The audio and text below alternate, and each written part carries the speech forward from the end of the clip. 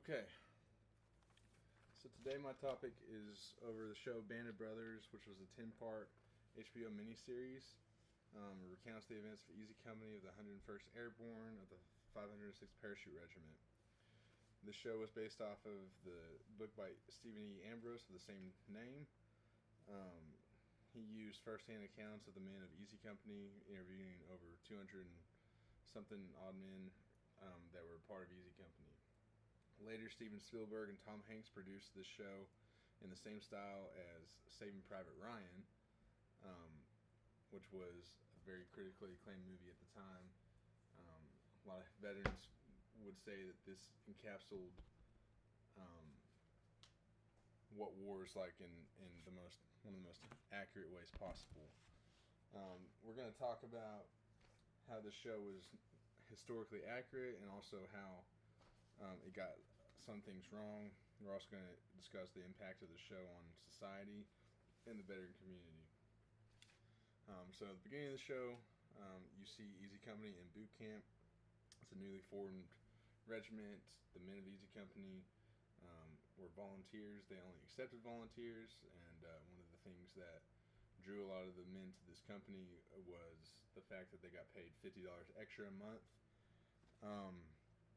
They endured rigorous training. Every day they would do long distance runs. They would run up to the top of Mount Currahee in Camp Toccoa, which was about 3 miles up and 3 miles down. Captain Herbert Sobel was the company commander and the leader of basic training for these men. He was known for very, very harsh leadership. He would revoke the men's weekend passes for even the smallest of infractions, just like a string or a fray off of a man's uniform. He would take away their weekend pass. He would invoke very harsh punishments for the tiniest things. He was the 506th Parachute Infantry Regiment commander, Easy Company 2nd Battalion commander.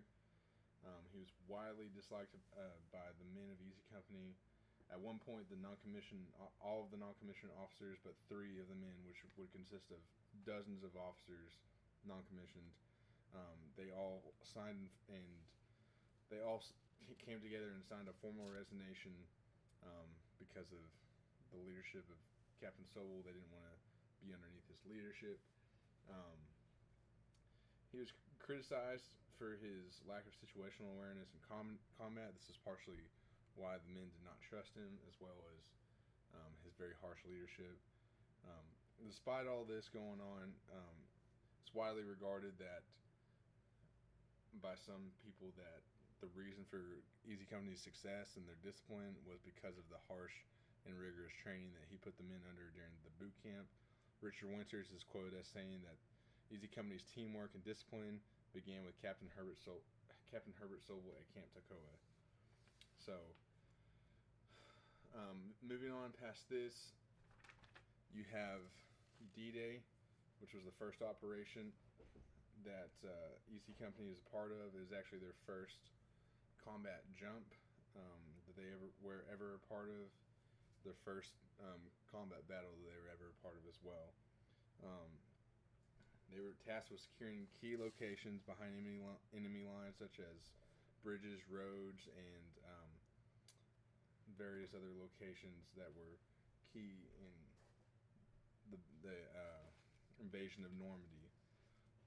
Their objective was also to disrupt German defenses and capture key machine gun nests and things of that nature.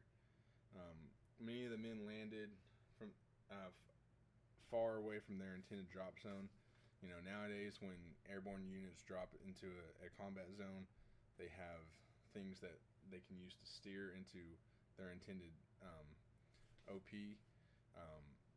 But back then, the guys just kind of basically landed wherever they landed, and there was no way for them to really steer themselves into a specific location.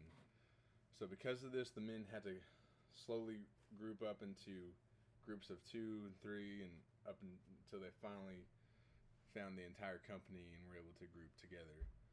Regardless of all this chaos, the men were able to find each other and carry out all of their missions. Next, the show goes into all of the major battles that they are part of. The first being the Battle of Carrington, which was one of the key towns for the Nazi-occupied France. It was one of the key towns for the U.S. to take over. This town connected to the Utah and Omaha beaches. Capturing it was essential for the Allies to secure supply lines to prevent German counterattacks. So this was a very crucial town for the Easy Company to capture. They were met with snipers, machine guns, and artillery pinning down the paratroopers. They severed the most heavy casualties during this battle than any other battle. But they were able to be successful in capturing this town, which was a key moment in World War II. Later on, they would go into Operation Market Garden, which was widely regarded as a failure on the 101st part. They dropped behind enemy lines again in an airborne assault. They were trying to secure bridges in the Netherlands to allow rapid advance into Germany. It failed to secure the final bridge at Arnhem, preventing a swift invasion of Germany. The Allies suffered significant casualties, and the war in Western Europe was prolonged because of this. Onto this,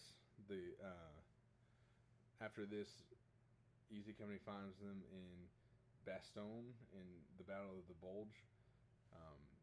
Troops were in Bastogne. Regular infantry units were in there trying to take over the town, but were unsuccessful. So Easy Company was called up upon to finish the job. They arrived with very limited resources, very limited. They had almost no cold weather gear, very limited ammunition, and very limited medical supplies. They were under constant artillery fire and endured harsh conditions. Despite all this, they were able to hold their position and refuse the Germans' demands for a surrender. The capture of Eagle's Nest, Hitler's mountaintop retreat. In May of 1945, Easy Company advanced into Bavaria and captured Berchtesgaden, which was Hitler's mountaintop retreat. Upon arrival, they found the area largely abandoned as Nazi officials had fled, making the capture more symbolic than contested. The soldiers discovered luxurious items and various Nazi artifacts, such as documents and personal belongings of high-ranking Nazi officials. The capture of Eagle's Nest represented the fall of the Nazi regime, marking a significant moment in World War II, as well as the end of Easy Company's combat tour. Production and historical accuracy. The show had a $12.5 million budget.